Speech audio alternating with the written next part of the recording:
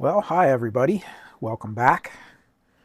So, this is my first video, or my first attempt at a video with the new camera rig. And I will admit, I am a total novice at this. And I do have a couple questions I'm going to put out there in this video for all of you. By the way, this is just going to be a random video, just to catch you up on what all's going on here on the shop.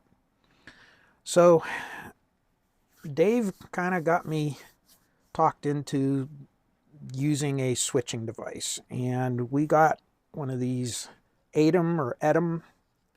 Let me see here if I can get you Mini Pros. You can see there with all the wires and things, and there's the monitor that I have, and you can see up here I have a camera that's facing down, a really nice one.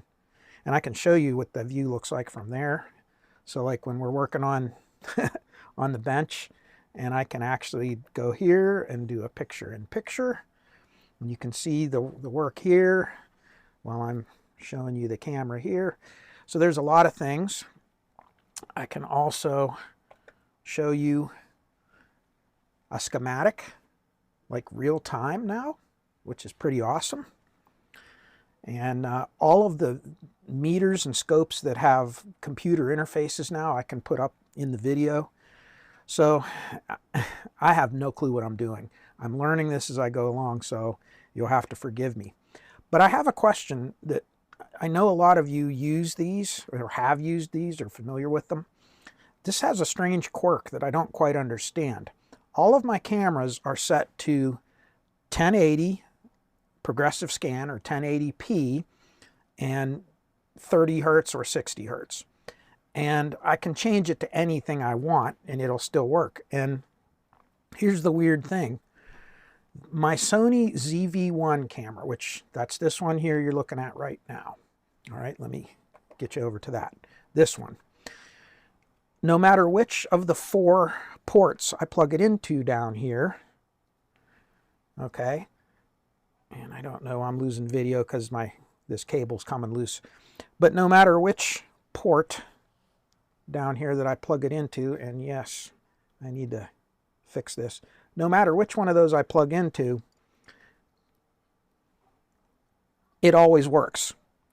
This camera up here, which is set to the exact same 1080p 60, if I plug it into anything except port 1, it will not sync up. It will not work. So I cannot have the Sony ZV-1 be in port 1 and have this camera be on port 2. I don't know why. As a matter of fact, nothing will work in ports 2, 3, and 4 except the Sony ZV-1. I have one of these little document cameras with an HDMI output, and it directly puts out 1080p 60 or 1080p 30. And again, it will not work on anything except port 1. It seems like port 1 pretty much will sync up to anything you plug into it. And ports 2 through 4 only, I don't know, they only like my Sony ZV-1 camera, which has the same video output. I don't know. It's a mystery. And if any of you can help me with that, I will be forever grateful, because I have no clue. And if you try to look on all the ATEM, videos that people make, and, tutorials, and you look at their, all their documentation, it just doesn't really get too much into that. It gives a list of the resolutions that it is compatible with, and that's it. So just, and there's no options really. They don't give you too much that you can change with this, even with the software that comes with it. But anyway, I think once I get this all figured out and working, I have another microphone in microphone 2 that we're going to use to capture audio when we do the demos of the amplifiers. So I'm pretty excited about all this. So that aside, okay, I'll leave that. That's enough for that. I'm going to put some pictures up on the screen while I'm talking now. I went through and read a lot of your comments, and overwhelmingly, you all pretty much informed me that the fan in that Marantz 510M, or what is it, 510M, that we just did the videos on, I had the fan in backwards. Indeed, I did. The fan is supposed to exhaust the hot air out the rear of the amplifier. So that's what I did. I reversed the fan. I did install those royal blue LED lights. I was able to get the LED or the light board out of the back of the meters without removing the meters. I know that you can get aftermarket vellums to replace them. They're just, that plastic gets so brittle after 40 years. I'm not going to do that. I put the royal blue LEDs in. You'll see the pictures here. It looks good. I'm going to leave well enough alone. If it's that big of a deal to someone, don't buy the amp.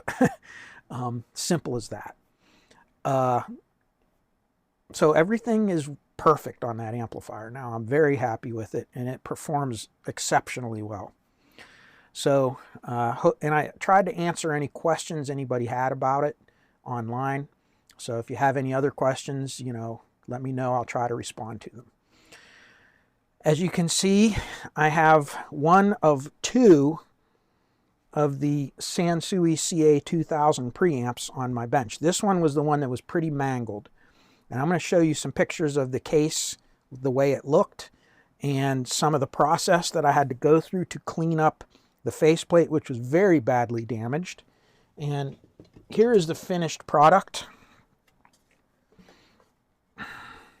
And I did touch up the paint a little bit on here. I had to. That silver, you know, these are really deep scratches. But all in all, it doesn't look bad. Now, the other one I have over here with my iced tea sitting on it is in very, very good condition. The amplifier, it's about the same as the CA2000 that's on the bench. But if you look, when I took this apart to take the covers off, the inside of this thing is pristine. It's never been serviced. It's extremely clean. I mean, you can see here. And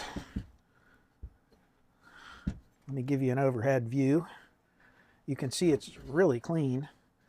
So I'm quite happy with that. So both of them are going to get restored. I'm only going to, you may see bits and pieces from each of them, or I may just do one on camera and the other one off camera. I don't know. And then we'll go for the BA2000. So as you may have guessed already, this will be the next project. The second most requests I got was for the phase linears, the 400 and the 700 or 400. Yeah, I think that's what they are. The big phase linears. And I do have a matching preamp to go with them too. I forget the model, but has a little joystick on the front stuff. Some of you may know what it is. But anyway, we'll do all of those too. And those ones, I don't even know if they're the quasi-complementary or the full complementary versions. We'll have to find out when we get it apart and get into it a little further. And we are talking about doing the upgrade boards. I forget the name of the company that makes them. It's a very well-renowned, well-known company that has an upgrade for it that will add speaker protection, similar to what you saw me do to the 510, and a couple other upgrades that makes the amp safer to use on your expensive speakers once again, and but still keeps the original character of the amplifier. So we'll be doing those. I have tons and tons of, I have so much equipment right now that needs to be done. Yeah. So that's pretty much it for right now. I do plan on also doing a couple of random videos where we're just going to do some electronics things again. I'll just say things. I have a few ideas, but I'm not 100% sure which ones I'm going to do yet. I have a interesting piece of test equipment that Dave has been looking, and he found one in almost new condition. And I will show it to you, and I might do a video on it. It is the Superior Instrument Company Model 79 Super Meter. And I will tell you right now, full scale, it's not real accurate. There are some anomalies in the meter movement, but the features that this has that other multimeters do not have work perfectly, and it's surprising how well it works. So might be, and again, this is just for a show and tell. This is not something you want to run out and buy. It's just, it's a novelty, and I thought it was really interesting, and it might be a lot of fun. And I'm using the wrong camera. I can see right now where I'm going to make mistakes. I'm going to forget to switch the views of the camera around, but here it is right here. And I'm really going to have to get used to this whole thing with this new camera, because now I can change views and I can change cameras and I'll forget where I am. So I have to get in the habit of kind of looking. But yes, we did rearrange the bench a little bit to accommodate the switcher, because I wanted to be close to me where I'm working, so I could just reach over there and change the views. You can see the leader scope is gone. I have my Tektronix 2221A, and thing about the 2221, this was the first digital storage oscilloscope I ever owned.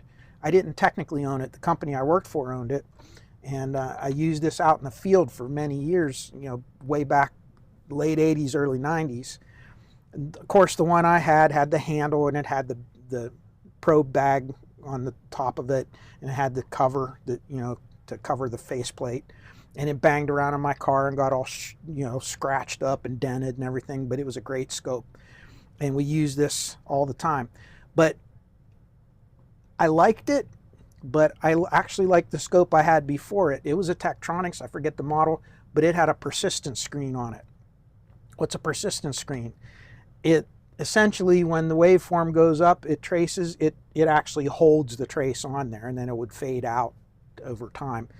I liked it because some of the tests that I used to do, you could overlay waveforms over top of one another. And of course today now you have persistence mode in digital scopes, but anyway, it's a simple scope, really easy to use, super reliable, and it basically does everything the leader scope does, except it does not have the same kind of delayed trigger circuit that one had. So but this one has the storage that one doesn't have. The storage is very rudimentary, this kind of early generation digital storage, so don't expect it to be anything like the scopes you have today, but it's a lot of fun. And I have the THD multimeter, and I will use this not only for THD, but now that it's directly in the field of view, I can use it as a meter also. And then of course the LC102 is up there. So everything is kind of real handy, and I have enough cameras that I can have a camera trained on a piece of test equipment, and then I can have the other camera facing down showing what we're actually working on, testing, and maybe our videos, the videos here will be a little bit more organized. Of course, it's me, so nothing's going to be that organized. My hobby is intentionally disorganized because my career has to be so organized, if that makes sense. So I enjoy the disorganization. That is part of what makes it a hobby. So anyway, I had a little catastrophe at the house. We had a leak in our finished back part of the basement. There's a bathroom and everything and a storage, and had a leak. It destroyed everything. I had to have that all gutted. So I'm in the midst of that mess right now, dealing with that. But hey, we'll get it taken care of. So anyway, that's it for now. That's about all let's see, I got 14 minutes here, it says. This is a pretty cool thing. I mean, I can watch this. Here's all my lights shining on there, but you can see the whole. This is what you're seeing. This is the main screen that I have the source that I have selected. There's this quadrant here, and then these are all the 4 inputs. Of course, there's nothing on this input right now. This is the computer, Sony's EV1, the overhead camera, and then there's a media player that you could. There's just so much you can do with this thing, and then all your audio stuff is here for the mixing, and you can see as I talk, the microphone deflects the meter, everything. So very cool. And so that's it for right now. And until next time, I wish you all peace, joy, happiness, and good health in your lives. And I can't wait to get to messing up some more of these videos with this Atom thing. It's going to be a lot of fun, believe me. We can all laugh together as I screw up. So anyway, you all take care. We'll see you again real soon. And I'm going to see if I can edit this and get it uploaded to all of you. Take care, everybody. Bye-bye.